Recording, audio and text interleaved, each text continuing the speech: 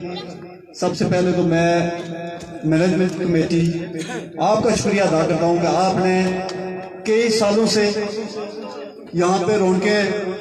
ان میں اضافہ کر رہے ہیں اور ساتھ ساتھ آپ کے ہر پہلو سے کرکٹ امپروو ہو رہی ہے، جو سب سے پازیٹیو چیز ہے کہ کرکٹ بہتر ہو رہی ہے،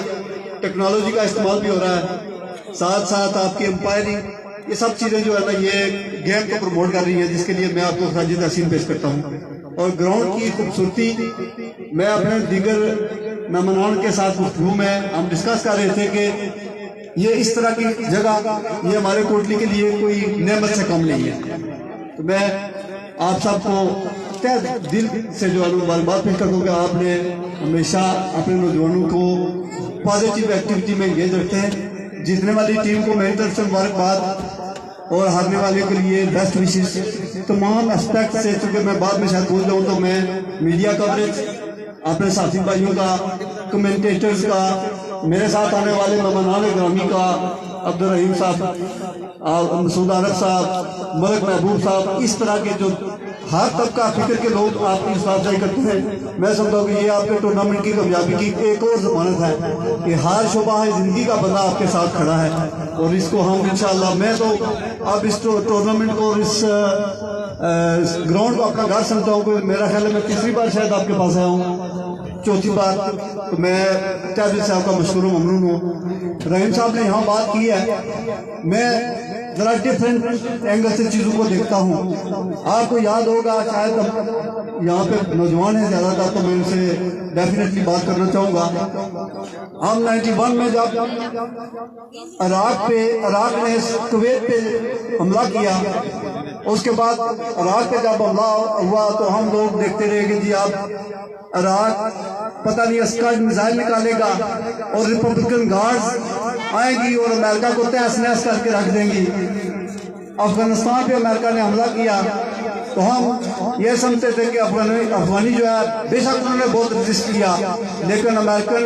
وہ ٹیکنالوجی لے کے آئے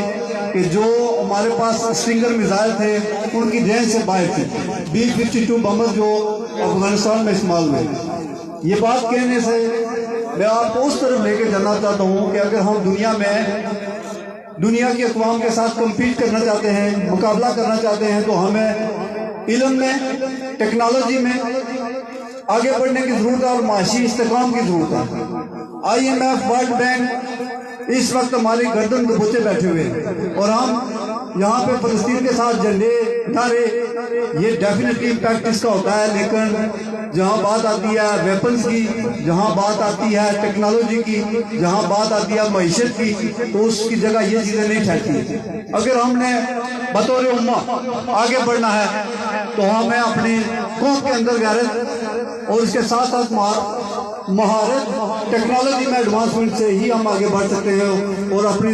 دنیا میں اپنا سکہ اس طرح بنا سکتے ہیں کہ ہم ٹیکنالوجیکلی ایڈوانس ہوں گے۔ اس وقت جو طرز عمل ہے، جو موجودہ ہمارا رویہ ہے، میں اپنے نوجوانوں سے بات کرتا ہوں، مجھے مایوسی بھی ہوتی ہے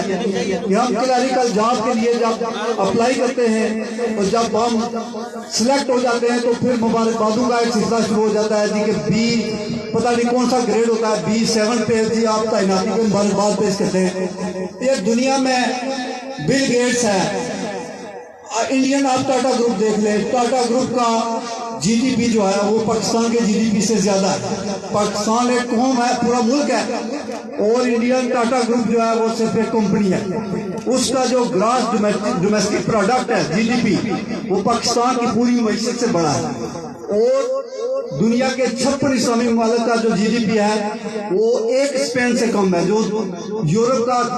کم ترقی یافتہ ملک ہے، وہ آخری درجے میں آتا ہے یورپ کے جو ممالک ہیں۔ تو ہم لوگ ادھر بیٹھ کے بڑے بھاشن دیتے ہیں، ہوٹلوں پہ بیٹھ کے ہم سیاست پہ بھی بات کرتے ہیں، مذہب کے پہ بھی بات کرتے ہیں۔ جب کرونا آتا ہے تو ہم کرونا اسپیشلسٹ، جب علم کی بات ہوتی ہے تو ہم مذہبی اسکالر، سیاست پہ بات ہوتی ہے تو ہمیں امریکہ سے لے کے دنیا کے ہر ملک کی سیاست کا پتہ ہے، لیکن جب عمل کی بات ہوتی ہے تو ہم زیرو ہیں وہاں پہ۔ تو ہمارے نوجوان جب تک کسی سمت میں کوشش نہیں کریں گے، آپ یہ توقع لگا کے بیٹھے رہیں گے کہ میرے لیے وہ کرے گا، یہ کر دے گا، دوسرے کا سہارا لیتے رہیں گے، تو ہم کبھی بھی ترقی کی منزل نہیں پا سکیں گے۔ تو میں ہمیشہ جو بات کرتا ہوں وہ دل سے کرتا ہوں، اور مجھے ہمیشہ اپنے نوجوانوں کی فکر رہتی ہے کہ ہم ان کے لیے کیا لائن آف ایکشن سیٹ کریں، ان کے لیے کیا سمت کا تعین کریں کہ جس پہ یہ آگے بڑھ کے ترقی کر سکیں۔ تو میں ڈے فرسٹ سے سیاست میں بھی مجھ سے سوال کیا گیا جی کہ آپ، میرے دوست ساتھی تھے، انہوں نے سوال کیا کہ آپ روڈوں کا کام کرتے ہیں، سکول کا کام کرتے ہیں،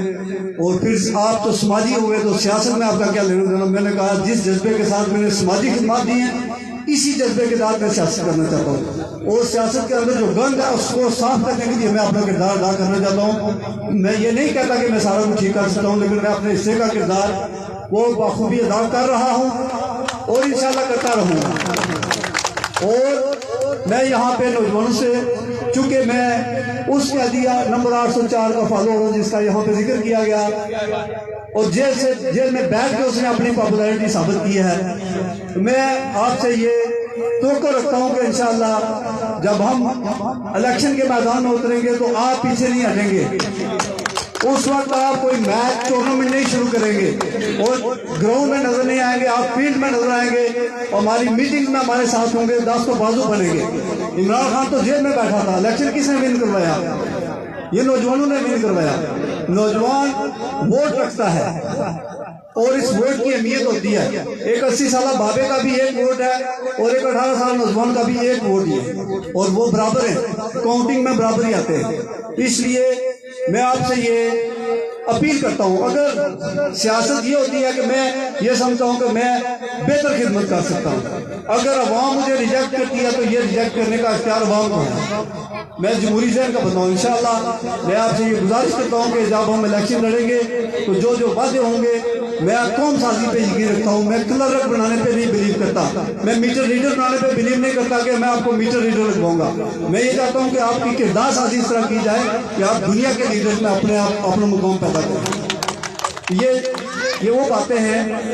جو بہت کم لوگ آپ سے کرتے ہیں۔ سیاسی باتیں ہوتی ہیں، سیاست میں آپ نے دوسرے کا دل نہیں دکھانا ہوتا، اس کو وعدے، اس کی امید نہیں توڑنی ہوتی ہے، اس کو وعدے پہ آج پہ 5 سال گزارنے ہوتے ہیں۔ لیکن میں آپ کو حقائق کی نظر سے دنیا دکھانے کی کوشش کروں گا جب بھی مجھے موقع ملا۔ میری کیمپین بھی ایسے ہوگی، اور انشاءاللہ مشاورت کا حصہ ہمارے نوجوان ہوں گے، مشاورتی ٹیم ہوگی، مل جل کر چلیں گے۔